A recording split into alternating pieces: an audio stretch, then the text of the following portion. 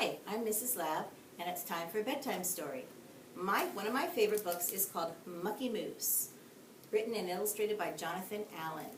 It's a good one. Mucky Moose. In the tall, dark forest of the north, there lived a moose. His name was Mucky. He was called Mucky because he was mucky, the muckiest, smelliest moose that ever lived.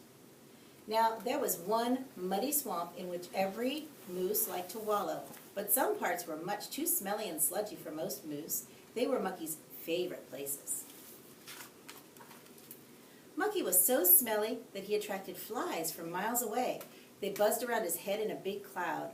Birds perched on his antlers and snapped up the flies, while frogs sat on Mucky's nose and caught flies too.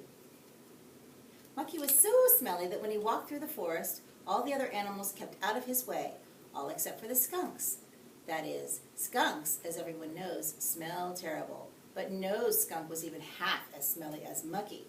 Whenever skunks met Mucky, they were so impressed by his powerful smell that they gave him a round of applause. In the forest, there were lots of wolves. Everyone knows that wolves sometimes eat moose. And when the biggest wolf in the forest heard about Mucky, the largest moose in the forest, he decided to eat him for his dinner. "I'm the biggest wolf in the forest, and I'm extra hungry, so I'm going to eat the biggest moose in the forest," he declared.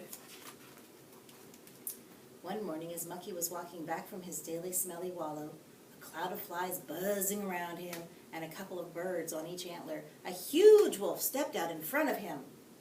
"I'm going to eat you for my dinner," he snarled. "I just thought you might like to know." "How interesting," replied Mucky, "but I'm afraid that doesn't fit into my plans."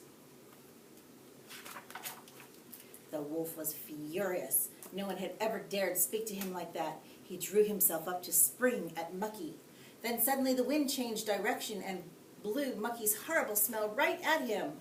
Wolves had very sensitive noses, and so to a wolf, Mucky's smell was positively dangerous. Well, the wolf let out a sort of a choking noise, and he stopped in his tracks, and he turned green, and then yellow, and then green again. His toes curled, and he collapsed into a dead faint. "Not hungry anymore?" Mucky chuckled as he continued on his way. When the wolf recovered, he was very angry indeed. "Oh, get that moose," he growled. Sounds like kind of a bully, huh? A few days later, Mucky was strolling through the forest when the wolf once more stepped out in front of him. This time the wolf had a clothespin on his nose to protect him from the moose's dangerous smell. "I'm going to eat you for my dinner," he cried as best he could. "You're going to do what?" said Mucky. "I'm going to eat you for my dinner," yelled the wolf, his voice shaking with anger. "I'm sorry, but I can't understand a word you're saying with that thing on your nose," said Mucky. The wolf sputtered and snatched the clothespin off his nose. "I said I'm going to..." And Mucky's smell hit him, and the wolf turned green and then yellow. His ears curled up, and his tail bent like a corkscrew, and then his legs crossed, and he fell sideways in a faint even more deadly than before. "Dear, oh dear," said Mucky, as he stepped over him and continued to stroll through the forest. "Poor Wolfie's been taken ill. What a shame." It took the wolf a week to recover. He was beside himself with anger. "Oh, fix that smelly monster of a moose," he swore. And as he was walking back from the daily wallow, Mucky was surprised to see the wolf step out in front of him yet again. This time, he was wearing a gas mask. "Mm-hmm," cried the wolf in a muffled voice. "I got you now, Mucky Moose. Prepare to be my dinner. And about time, too, I'd say." The wolf drew himself up to his full height, ready to spring. "Sorry, Mr. Wolf," said Mucky, "but how are you going to bite me with that mask on?"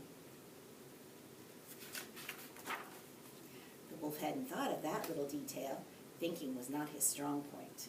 "Ugh!" he yelled in frustration, tearing the gas mask from his face. "Smell or no smell, I'm going to eat you now!" And with a roar, he leapt at Mucky, fangs bared. When the smell hit him this time, he turned not only green, then yellow, but purple too. His eyes crossed, his knees knocked together, his tail revolved in a high speed, and finally his legs buckled and he fell sideways in a dead faint. For the third time. Mucky shrugged and shook his head and stepped over the wolf's body and continued on his way. The wolf did not bother Mucky again after that. Finally got the message, didn't he? He left the forest forever, never to return. Changing his ways, he went to the nearest city to become a guide wolf for the blind.